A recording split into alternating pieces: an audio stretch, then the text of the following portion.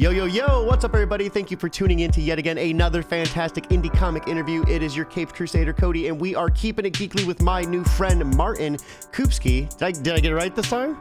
Yeah. Let's go. So, how are you doing? Welcome. It is morning for me, evening for you, but we are uniting today to bring you Grimland, Ascension, and everything in between. I am really excited to break this down. How are you doing this morning or evening, Martin? It's very much evening. Yeah, I can feel it in my bones, but I'm pretty good. That's good to hear. So, man, you have such a interesting history. I know that we've kind of broken a lot of different things down, like over various chats on Twitter and Twitter Spaces, but this is like our first formal like introduction. So, who are you for everyone who doesn't know, and what do you do? I'm Martin Kupski. I am officially a UI artist and designer, and now I'm a comic book artist. Also a game developer on my spare time, so I'm working on a little bit of everything. I don't know, how deep do you want me to go? Like, you go as deep as you want to. I mean, we have at least an hour, 2 hours booked, so you don't have to use that full time up, but feel free to. Well, I started in like a movie industry at first with the visual effects and all that stuff. So that's kind of how my career got pushed off. And I've been wanting to get into games for quite a while, and then I started to dabble into that, and then I basically just stuck there.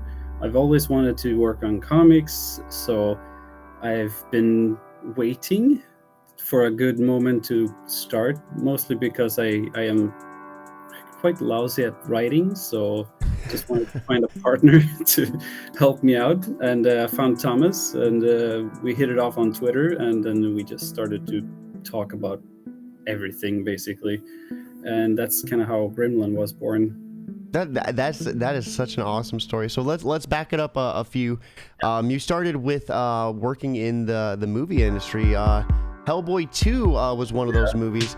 I love that movie. That's so awesome. So what did you end up doing on that movie, and how did you end up getting on it? Oh yeah, that was a long time first with commercials for Coke and Stimmerol and stuff like that, and then I leaned into movies because the company I worked at was doing both, like commercials and movies, and then a film was more of a side thing, and then sooner or later they just switched because movies were more lucrative and all that stuff. So I started off on 10,000 BC, which is a movie by Ronald Emmerich. Did some crowd placement and all that stuff. Then after that I got onto Hellboy 2. Worked on the intro sequence for that with the dolls. And all that stuff, so that was fun. Mostly doing modeling and texturing and stuff like that on that part. So and then that just sounds like it would naturally lead into game developing as well, with a different type of modeling you have to do. No? Well, I do UI, which is just basically buttons and menus and stuff. Okay, so that's a totally different side of the field. Mostly because I leaned a lot into matte painting and stuff like that in movies. That I always wanted to draw, and I love to paint and all that stuff, and that kind of filled my need. Mm-hmm. And then I just love to do icons and stuff, so that kind of leaned into the UI part. But all the time I kind of honed my drawing skill, so to speak. So okay. So you were always kind of doing something with art. That is kind of unique, because I almost would have assumed that you would want into like the modeling side of things with your experience. I was doing a lot of modeling. It's just I didn't really enjoy it too much. It was too technical. Okay, all right. I enjoyed doing lighting and all that stuff. I worked later on a lot of Lego commercials. That is awesome. That is impressive. You have an impressive resume building up with everything that you've been kind of like working on. I've been working for, what is it, like 12, 13 plus years. So yeah, I feel old now. So what's your game about? I mean, let's kind of break into that as well. So you do a little bit something different on it, but I mean, what's it about? What's it called, you know? Well, actually, the Westmark Legacy is the new thing I'm working on, and that's also like where I hone my drawing and painting skills. It's basically what you see in Grimland is like kind of style-wise similar. It's just in color, and it's more of a horror, gothic horror kind of thing. Okay. So it's a bit different, but yeah. So that's like a what's it called? Gothic horror puzzle adventure kind of a game. So it's And what's that available on? it's not out yet. Oh, not out yet. I got you. It's out. I can't really say because it's not really set in stone yet, but we're close. Dude, that would be so cool. Like we were talking earlier, that's kind of like where all my interviewing like experience came from, was like interviewing game developers. So it's cool to kind of like get, you know, a little bit of a flashback on that. So where did you, like, how did this lead you into comics? I know you said you always wanted to create that medium, you know, but what led you ultimately to teaming up with Thomas and then starting the creation of Grimland Ascension? I would say Mike Mignola, mostly because I've always been a huge fan of his, and Hellboy, of course, is one of those things that kind of always wanted me to go into comics in one way. Like I just, it's a nice, interesting medium which hasn't been like fully explored yet, I think. Compared to films, they have like their language and everything kind of honed down. The comics, you can do so much with so little. I mean, you have pages and you have pictures, and it's like a storyboard, but you kind of tell the story in a different way. So it's kind of interesting from my view, at least from the movie side of things. So as like an artist, like what type of things do you face, you know, creating a comic that would be different from writing one? Like, does Thomas come up with the script and then you like adhere, like you're drawing to his ideas, or do you guys come up with the script together? Like, what goes into the creative process with this? It's a little bit of both. I mean, when we initially started Grimland, the idea of it was we wanted to do a world building session where we built the world, we set out the rules and like what we want to achieve with this. We have big plans, lots of plans, and this is like the first step in that direction on where we want to go with this. And what he does is he's basically writing down the whole story, the script in detail, like panel to panel and bubble to bubble and all that stuff. What I do is I take it and kind of go with it as closely as I can, and then I add a little bit of my own vision of how I feel it should look when it comes to like if I feel he writes that it's from a different perspective or something. I feel like it works better from this side, and then I draw that first and then tell him like I changed this, and he says usually that's great, and he almost never changes my suggestions. So it's like that's kind of how we work. You gotta keep the artist happy though, right? Yeah, I guess. I mean, I see it as a collaboration because I don't want to steamroll his stuff that he wrote, and I guess he doesn't want to steamroll my stuff that I'm doing. So it's kind of a back and forth in that sense. So what was it like creating this comic? I mean, this was your first like venture into the comic scene, right? How was it like learning how to do the panels, learning how to kind of do the different angling, like with the drawing as opposed to modeling? I mean, I've been reading comics since I was like a child, and it feels like a second language to me. So it's quite fluent. I don't second guess my paneling usually. I mean, of course you have doubts, but I mean, I do it the way I feel it flows the best. And usually I just bring out examples from whomever I've read, and I just go see what other people have done, and yeah. So like, no like online classes or anything, you kind of just like full send? No, yeah, I feel That's the awesome, best though. learning ability is to just read comics and learn from what you read. That's kind of easy. That makes sense. I mean, I've never been much for schooling, so. So what can we expect in Grimland Ascension? Like, what is, you kind of give us an idea, but like, I guess like more of a in-depth breakdown before we dive into the Kickstarter. What can we expect in this world? What type of people are we going to encounter? I mean, give us a little bit of a taste of what to expect. Yeah, Grimland is planned as a really grim, dark future, far future from ours, and in Ascension we basically follow these gas harvesters on a distant planet, which is off like in a forbidden zone, so to speak. So they're just doing dirty work. They're like blue collar workers doing collections for companies and corporate stuff. So they find something in this smoggy, foresty place that is hidden underneath the smog, like the water, and they explore the place. I don't know really how much I want to spoil. That's fine. Yeah, no, we can back it up. We can back it up. So when you guys were creating this, would you say that a big chunk of this was like Thomas's idea and you just added to it, or how did the creation of it come together? Like, what parts did you guys like combine together? What parts did you guys have conflict about? The characters were mostly his. I added like the visual flair of the characters, how they look, but like his take on who they are and what they are and how they behave is his way of dealing it. And the actual world itself is basically we just run with it as we go. We started off with a plan like for the world, and then we just said like, this is gonna be the story. There's like a hidden secret down there.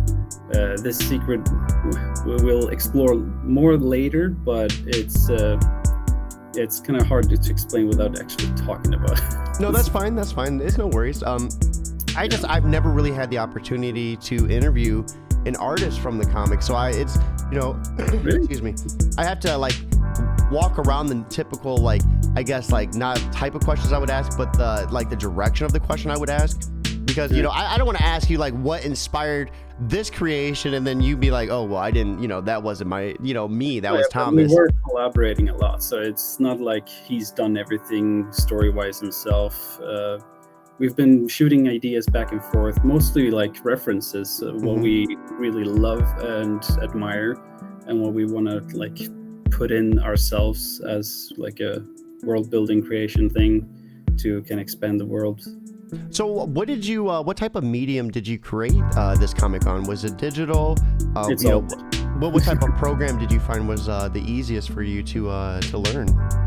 I'm used to Photoshop, so it's like my go-to tool.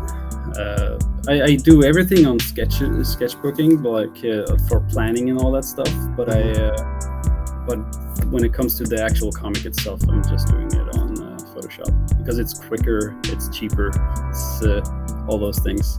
Yeah. So when you get ready to sketch a panel, like how does that look? You said you sometimes you'll pull up a reference. I can show you actually. This is basically my planning for a couple pages. Spoiler alert. That's so cool though.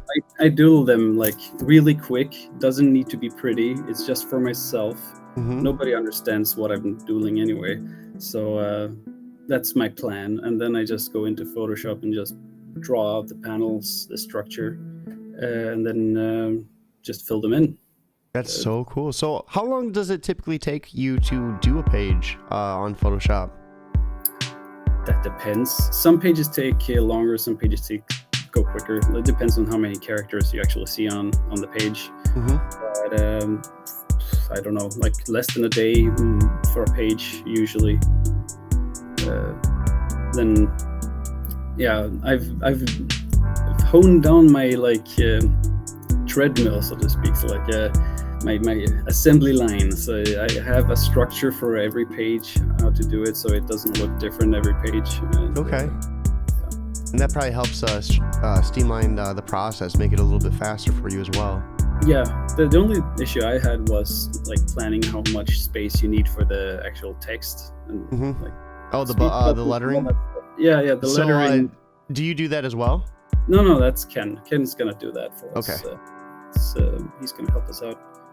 But I just need to kind of plan ahead so I know that he has enough space to Mhm. put it in, so I don't fill like a panel with a head and no space for any speech or Yeah. anything. And that, that's something that a lot of people really don't consider when they're looking at a comic panel is you have to really plan that ahead, and that can be difficult. Is it, do you find yourself having to take out a lot from a panel to make sure there's enough space for it? Well, sometimes I imagine a framing that is really cool and nice, but then when I start to doodle it in, I see like, oh, okay, there's gonna be issues if I'm gonna have like another panel next to this, and then the bubble is not gonna fit, or gonna get cut by the printer or whatever. So yeah, a lot of planning needs to be made just for that. Yeah, no, and it's so crazy to think about that too. I mean, because how do you pre-plan for it? Like, do you in your doodles, do you like pre-sketch them, or do you kind of like as you're drawing it out try to see where they're gonna fall? In my doodles, I usually add like just a round circle to indicate this is a bubble. You need to leave something here. That, and also like count pages, because every other page is going to be like a page turn. So sometimes you just want to like a splash page or a surprise or something. Usually Thomas has planned that ahead, but our page numbers are sometimes shuffled because I add a little extra for one page, so I'm just going ahead with one extra page. So, but yeah, as long as we have keep that in mind, it's gonna be fine. And we got Dan Price over on YouTube waving. Hey Dan, what's up? Welcome to today's stream. I hope you're having a good afternoon. So real quick before we dive into the Kickstarter, what type of like direction normally works best for you when Thomas is communicating with you the script idea and everything, like for you to ultimately start sketching out this panel and start then drawing it? Like what type of like communication is needed for you to properly like flesh this panel out? Usually it's quite straightforward because he's very like easy to read when it comes to what he wants. Sometimes it's like some weird phrasing, or like I don't really get what he's after, then I just go hit him up on Discord and ask him, like, this panel, what do you mean? And then he usually just explains it very well. So we haven't had any issues regarding how to place things or what's happening on which page and stuff like that. So thankfully, I have heard lots of scary stories from other artists that they've been struggling with their writer, and like very specific writers who want like a specific thing. Like, I want 1 million characters fighting against each other in one page, and it's like very loose descriptions usually. Well, that is awesome. It's like I said, it's such a unique experience to be able to talk to an artist, because then I can see and hear from your guys' like perspective and point of view. But it's also nice that you have a big hand in the actual like co-creation of it as well, because that kind of helps you like I feel like walk that line a little bit better, because you're able to have a little bit better of a voice as well, since you're pretty much the half creator of it. Yeah, I feel that's a blessing. Mostly because it's a collaboration and not like he's doing something and I'm doing it for him, or vice versa. So that's basically why I did it. I couldn't really do it any other way, I think. I wouldn't enjoy it as much as I think. So let's go ahead with that. I think we've kind of built it up enough. Let's go ahead and start diving into it. Congratulations first and foremost on getting funded. You are at 211 backers, pledging 2,536. Is that euro? That's pounds. Pounds? Anything not USD, I'm still like trying to learn the symbols. So I took a stab in the dark and it fell, but here we are. That's good. It's close enough. So yeah, congratulations. That's awesome this is your guys' first book, first Kickstarter. So what type of success, like, what led you here? What type of things did you find with your success? Like, what type of things on Twitter or Instagram or Facebook? You know, for anyone that's watching, I guess, what type of advice would you say that worked best for you? Advice for both myself and everybody else: do prep work before you launch. That's something we didn't really do, not much. I mean, Thomas has a lot of friends on Twitter and stuff like that, so it helped a lot. So it's not really my part in that, because I just shout whatever he shouts. So I mean, I'm more into like the gaming marketing parts, so this is totally different for me, and I love the community that's on Twitter because they're much more friendly than the game dev stuff, to be honest. And it's I'm just flabbergasted that the Kickstarter actually hit 100% at all. I wasn't expecting much, mostly because this is my first Kickstarter. I didn't know what to expect, like reception-wise, on how people feel like backing this. But Thomas, like, he's done this before. He did Albion Online, not Albion Online, Abyssal Albion. So that comic was on Kickstarter twice, both the first and second issue. He's doing the third soon. So yeah, I noticed he has a busy plate himself with his work. So that's pretty awesome. So, man, yeah, congratulations. How fast did you guys fund 100%? Oh, that was a couple of days. Wow, that's impressive. That's awesome. Yeah, within a week. That was surprising, actually. So, I mean, yeah, I don't know really what to say. Yeah, we grew a lot, and then it stagnated, of course, in the middle. And then towards the end, it was kind of wobbly. Like a lot of people changed their pledges, and some canceled and all that stuff, which is expected. But then, yeah, we hit our 2 stretch goals, which is nice. So it's both, congratulations on that, man. Map, which is going to be cool to make, and then we have data sheets, which is basically just lore pages, so we can expand. Oh, dude, that is so cool. I love when that type of extra like flair is added, because it does add like a sense to the world building, like the map and everything. You're basically jumping into the story kind of not knowing anything about this world, and then kind of read through it, and then at the end you get some extra like little bits of information about what's happening and where we are and all that stuff. Yeah, so I mean, we had a lot of different stretch goals planned. Thomas actually revealed today about the card game we're planning. It's not finished yet, but it's getting there. That's so cool. That's going to be following the book? No. Sooner or later we will make it, but it's just a matter of when. Okay. All right. Yeah, that is cool. That is so cool, man. So this is kind of just a little bit of a breakdown, what to expect. Gives you a little bit of a synopsis. In the year 3085, on a planet at the edge of the galaxy, a team of adventurous gas harvesters uncover a dark secret from humanity's distant past. A secret that could usher in a new galactic epoch. Did I say that right? Epoch? Yeah. What's epoch? It's like a new I don't remember what it's how you explain it. Like, it's a new start, new ending. Okay, I gotcha. I've never heard that word before, so I was curious. That's awesome. So a trio of gas harvesters uncover an ancient black site ship.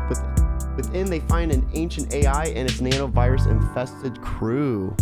So this is gonna be awesome. Yeah. A thrilling. What was that?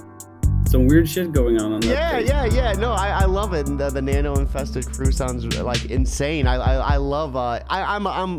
For me, when you ever play Dead Space?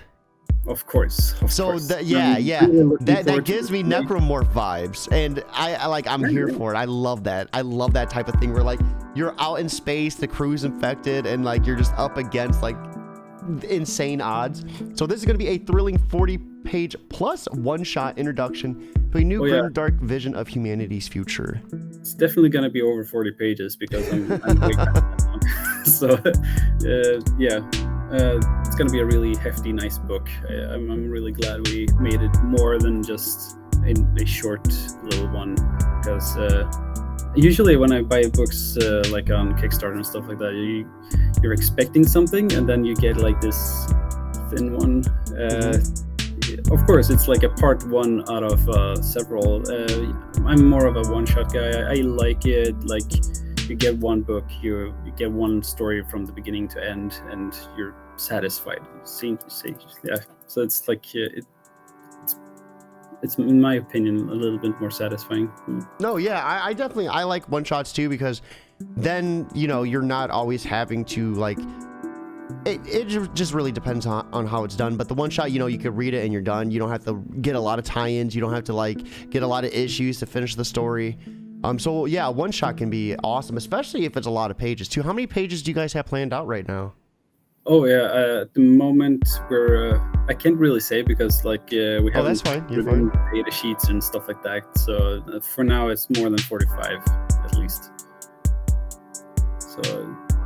Yeah. We have Dan Price saying he's a fan of one-shots as well. Yeah, one-shots I think can really have a big impact on you as a reader, because you're able to maintain. There's also a reason why we did it, because Grimland works so well as a overlaying structure, and then we can just pick different like ages or time slots in the timeline of the world. So we can just make different storylines in different places and different. So times. Yeah, you keep the universe growing from that one shot. That's awesome. And I think you're able to really take a lot of emotion within the one shot, and with the writer, you're able to do that climax for the reader, a little bit better, a little bit easier within the one shot, because you're able to encapsulate it. Yeah, keep it like clean and simple. Just explore the world, give different stories from different point of view. So I really love your art in this too. It's very dark, very grim, quote unquote. So some of the reasoning behind the darker colors for you, if you care to break it down, especially like when we get to here, you really, when it gets red, that really striking against the gray color. So I can appreciate that a lot. I'm a huge fan of like black and white movies in that sense, like just the gray tones and all that stuff. And to break it up with color just makes it pop even more. Sin City did that really, really well with Yellow Bastard and other things. There's so many examples, but I'm more of a muted color kind of guy. I and also like the story is grim and very dark and like just dirty in that sense. Like I feel dirty when I watch this. You ever play because you're a gamer, so Metro 2033 in like Last Light? Yeah. I get that vibe a lot too. Kind of. A lot of it, like because of the masks, I guess. Well, and like the post-apocalyptic world feel, like, that dude. This just seems we so took a lot awesome. of inspiration from like Judge Dredd and like Warhammer 40K stuff like that. So it's very reminiscent of those kind of places, like very just technologically there, but it's kind of backwards. Because in the future you're not gonna have like zooming spaceships and lasers and stuff. It's more like clunky submarine-like spaceships with medieval armors and stuff like that. So it's not gonna be like this clean and pristine future. So what type of what did you look at? What did you base these character designs off of? What did you look at for inspirations when you were creating all these different characters in environments? Oh yeah, I've been looking at several things. Like I have. Star Wars is a nice thing to look at. It's a little bit too like kids friendly or whatever you want to call it. So we take that with a pinch of 40K and then mix it and add a little bit of Alien, and then that's kind of how it's very like retro futurism I'm sounding very pretentious and artsy when I come with different genres. But like steampunk, cyberpunk, diesel punk, like all these genres are really. I've never heard of diesel punk. That's a new one. Check it out. You've seen Mad Max. Oh yeah, okay. So that's diesel punk. All right. Yeah, that is very diesel punk. So it's like he's like, check it out. yeah, check it out. There's a lot of like games and stuff like that in that. Mad Max actually, the game wasn't too bad either. What? Mad Max, there was a game out on PlayStation. Yep, actually a Swedish company did that. No, dude, yeah, no, I really like that. So diesel punk, I never knew it was called that. That is cool. I could Google it. There's a lot of like, there's a movement with clothing and all that stuff, which is really interesting. Like diesel punk, like it's basically what you see in the comic. There's people dressing up like that. Okay, yeah, that is so cool. I appreciate you taking time to break that down for me. So this is so I just love your art, and I love how, like you said, the muted the colors are, so when you do come across something, you can really amplify the effect, like that computer screen up there. The lighting, everything. It's gorgeous. And you didn't take any classes or anything. You just kind of just went for it when you created this, which I thought is like remarkable in itself. Thanks. Yeah. Well, I've been working a lot in drawing and all that stuff, so I have the experience, so to speak, on the technical side on how to draw all this. Mm-hmm. But I haven't really implemented into anything substantial compared to like. I mean, video games is a totally different beast, and comics is very daunting in the way that you're making a book essentially by drawing it. So we have John from Part Time Comics in the chat. Hey, what up, John? How are you doing as well? I see. The thing is, I've always heard artists, a good artist, or excuse me, like an artist can draw. But that doesn't necessarily translate to them being able to like to do the different panels and do the different types of like sequences of art. So that's that like for you to be able to do that without like any knowledge and just doing it because you've grown up reading comics and loving them, like that's awesome, man. That is awesome. Like those panels really fleshed out. I really thought like the vibe and just the direction of them it's awesome. Yeah, dude. Paneling is like very. It's a big interest of mine. When I read the comics, it's usually like that's what I'm focusing on. Of course, I read the story and all that stuff, but I'm very curious on how the artist builds the story. You're basically building the story on the page, panel by panel, sometimes without panels, sometimes without borders and whatever. So you can mix and match in however you want to express yourself on the page and get the story across. So yeah, I mean that's the fun part, I think. Like it's basically like directing, but doing it on a page instead of like with a film. So I always wanted to direct a movie, but that's way too much of a hassle, in my opinion. So what type of movie would you direct if you were able to do so? Well, this is what I want to do. This is basically it. Hell yeah, that's awesome.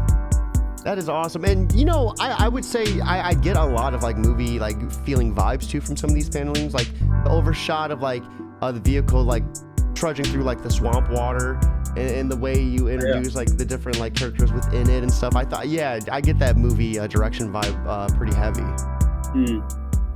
I mean I have my favorite directors and I always watch like as a reference for framing, timing, and just how to actually portray a person on camera. It doesn't always work in comics because it's a little bit different, but you can take a lot of the vibes and mood you get from movies and kind of put it into comics. So we have Dan Price asking, who are some of your favorite directors? Oh, that's a big question. Well, the older stuff from Ridley Scott is really nice. His way of handling everything is just awesome. Well, that's the one that pops in my head. And like Guillermo del Toro, of course, he's a really nice, really good like artist, so to speak, when it comes to movies. And I have several more, but I just can't come up with any at the moment. We put him on the spot. James Cameron is, of course, like a legend when it comes Yeah. to like Terminator and all that stuff. I like the older stuff because I find I sound like a jaded old man, but like all the new movies coming out now, I just feel they're very populistic and kind of like it's like candy. Basically, you're eating candy. It's good, it's nice, but you feel kind of weird afterwards. Not sustained. Yeah. Yeah, I like, gotcha. It's different. So while we're on that subject, though, let me ask you, what are some of the favorite like artists or comics that you've read to kind of inspire these panelings? Because some of these panelings and the way you designed, like the sploosh, I love the sploosh so much. Like a lot of this is like really intricate and awesome. Like what did you draw inspiration from in terms of comics? Well, Eric Powell comes to mind. Like Goon. I think so. Yeah, like his style is like really. If you look at the Goon, well, not really all of it, but like some of it has influenced me in many ways. Mike Mignola, of course, that's a big one.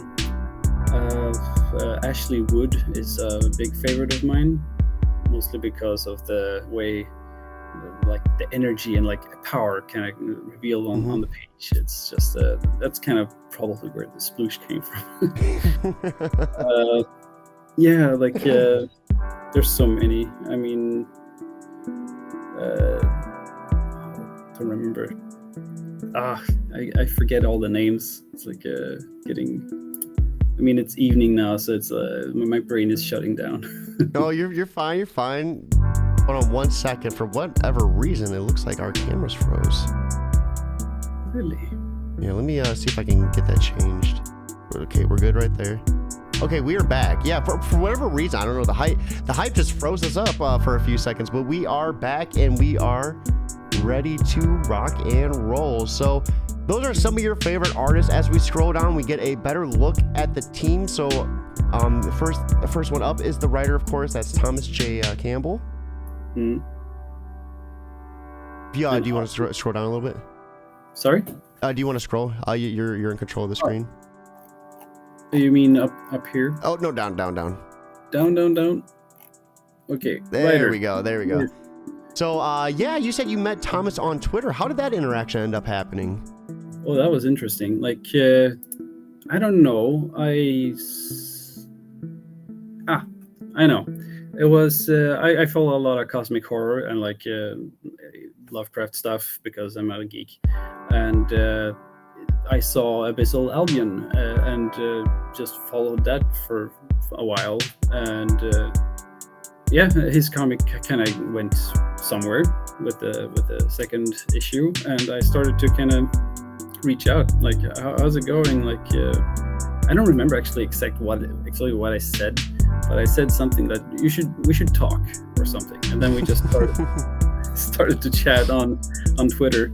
And then I don't like the Twitter chat that much, so I just said, "Hey, add me on Discord, and we can have a little bit more of a discussion." So we just booked a day where we just sat and talked interests and just nerded out. I mean, we're both 40K fans. We're both Alien fans, so that took a while to go through. So, what was that initial like pitch? Of you being like, hey, I got this, I think you'd work well with it. How did that sound? Well, it wasn't really like pitching anything. It was more like we were talking about nerdy stuff, and we said this could be a really good idea if we made something out of it. And then we just said, yeah, let's do that. That's it. No, like I wasn't really planning on anything. It was more like I just wanted someone to talk to. And he filled the space, and then one thing led to another. Sounds like a first date, but kind of how it happens. No, and I think it sounds like a match made in heaven too. You both had similar interests. You both, like were really like keen on the idea, and once you combine that type of energy, you can get an awesome product. And I think we have proof, like with the preview pages. So down below, though, of course, we have you. Moi, yeah. And this gives a brief interaction, which we've touched base upon, but it looks like you're also going to be the creator. Hold on one second. Is that cops? Yeah, I live, I don't know if you've ever played GTA, but I happen to live in it. No, sometimes like the police station is down. I used to live across the street from the police station, so doing like anything like this was like never a thing, because like I could never predict when they were gonna leave. Shoo! Oh, yeah. Well, I'm lucky. I'm in a basement, so nobody's I home. never could tell. It looks like you're in a room. Well, I built my office down in the basement, so yeah, I mean, basically where I work and live all the time. I feel like a hermit or something, but I work from home all the time, so I'm used to it. Even before Corona. No, yeah, I could never imagine a fully furnished basement. That would be, mine's fully furnished with spider webs. It's close, not so nice, but filled with, there's a lot of spiders down there making their home. I find spiders sometimes. It's nice. We have heated flooring, so everything's fine down here. It's like during winter I can. Oh my God, you're living a luxurious life down there. I'll just say they got you down like Harry Potter, but Harry. Oh my God, there must be like a bank robbery going on. They're after you. They're like that's where the heat is. So real quick, it looks like you are the founder and creative director of Nodebrim Interactive. Did I say that right? Nodebrim? Nodebrim Interactive games such as Westmark Manor and the upcoming Westmark Legacy. So what type of games are those? What can we expect from them? Westmark Manor is actually on Steam right now, and that's like a survival horror kind of a thing where you're stuck in a mansion, and it's basically a big puzzle. The whole mansion, the manor, is a giant puzzle that you need to solve to get out or survive. So, dude, I'm gonna have to check that out. We'll have to like break that down, because like I said, I want to get back into indie games. Yeah, I mean that's the one, and then Westmark Legacy is basically a spiritual successor to that. The only thing is that it's totally different. There's the art style is totally different. The gameplay is totally different. The only thing that's reminiscent from the Westmark Manor is basically the plot line kind of continues, but you don't have to play the first game in order to play the second. So it's like a freestanding sequel. That's so cool. Yeah, that's awesome, man. Yeah, we'll have to dive into that a little bit more in depth. So underneath we have Ken, and he is a multidisciplinary creator living and working in the UK. He's best known for writing the supernatural adventure Cosmic. I'm so sorry about this. Oh my God, there must be like that was just a parade of like emergency vehicles. Down. Oh man, I need to better plan out these interviews. So once again, we have the letterer, Ken, a multidisciplinary creator living and working in the UK. He's best known for writing the supernatural adventure comic Cognition. Oh man, I cannot pronounce that word. Cognition. Yeah. I knew it was right there, and I was like, shit, I am stumped. I'm so flustered by all these vehicles just with their sirens interrupting this interview. Like, goddamn them. Editing the experimental comic anthology Slice Quarterly. So that sounds like a pretty interesting comic too. What's do you know what Slice Quarterly is about? I have no clue, actually. I haven't really checked up on his other work, but Thomas says he's good. I'm trusting Thomas, so let's go with that. I haven't met him yet, but like I'm gonna talk to him soon about like just structuring things and how to find out some stuff. So. And then we are at the rewards. So your initial plans are to keep rewards to things that are deliverable and won't drive up shipping costs. So you're looking at things such as 25 millimeter pin badges, stickers, and art prints. This is how he kind of kept it so cheap, like the pledges, so we didn't go overboard with shipping and all that stuff. But yeah, of course, we have stretch goals. The fun part. All right, so the first one unlocked is a 2000 Galaxy Atlas. All physical backers will receive an A4 art print of the Grimland Atlas. Yep. And then this is going to give you a key into the world and political state of the galaxy. And then digital backers will also get a digital copy of it as well as a PDF download. So that's pretty cool. Yep. Also, like, if you have noticed that, like, the Kickstarter is over, it's done. But we're probably going to add later, once the book is done, finished, we're going to add it to, like, if people want to buy it later through our website, or like if you want to follow us, then you can follow the newsletter. Yeah, no, I gotcha. So at the 2500, this was the additional lore pages. So it's going to serve as an annex to explain the greater universe and setting.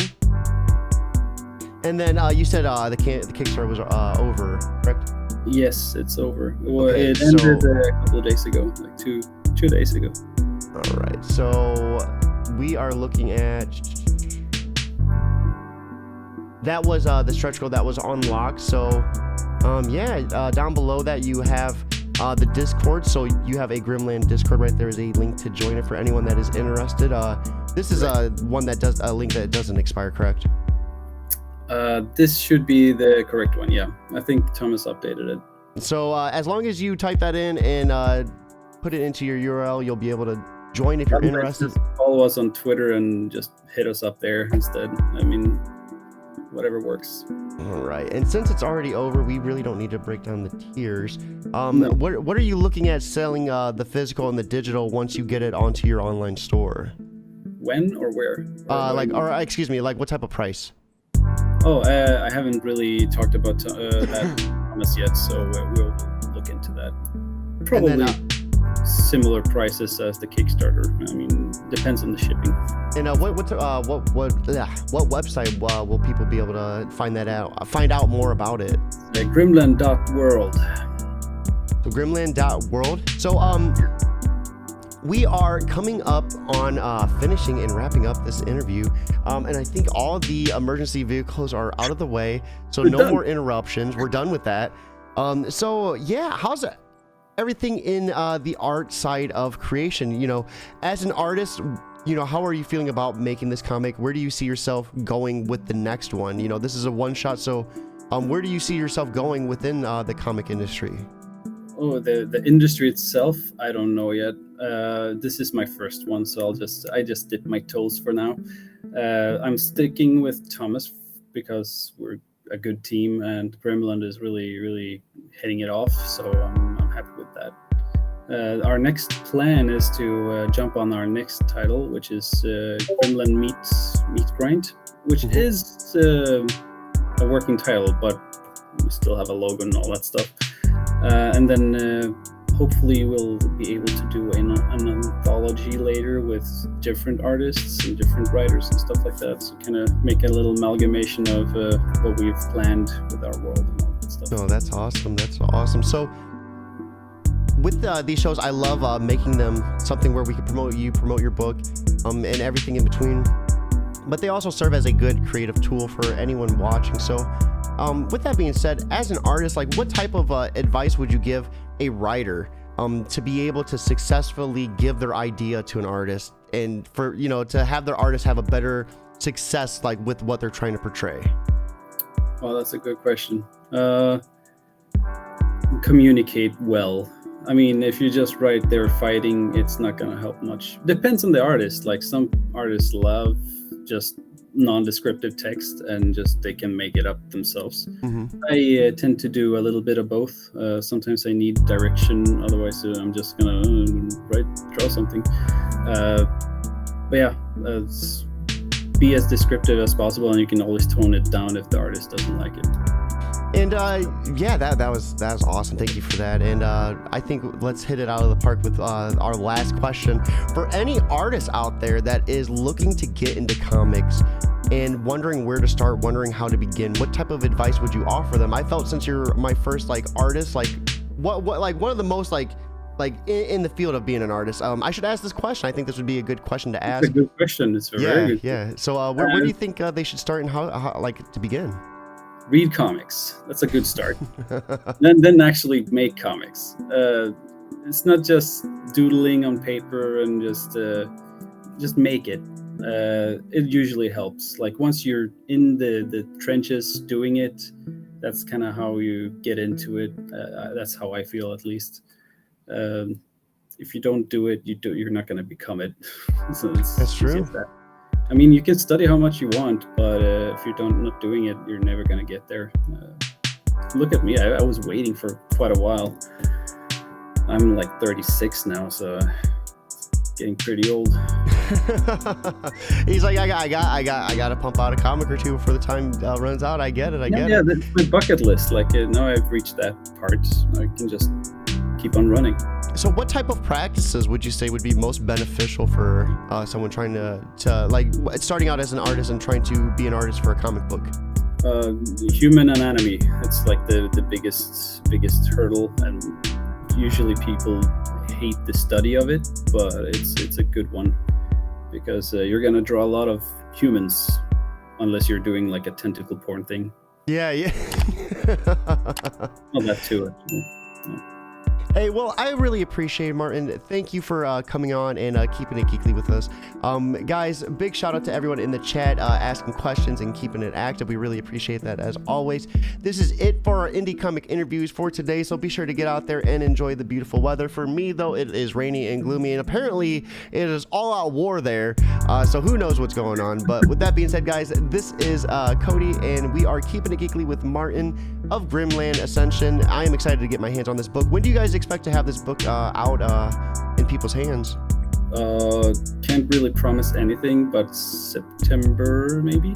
All right, so we're looking at around September. Stuff goes actually, so yeah. Yeah, let's go. 45 plus pages at where we're at right now, and yeah, we're gonna be bringing you the heap. So with that being said, guys, have a good, awesome day, but most importantly, keep it geekly. There we go. Let me go ahead and start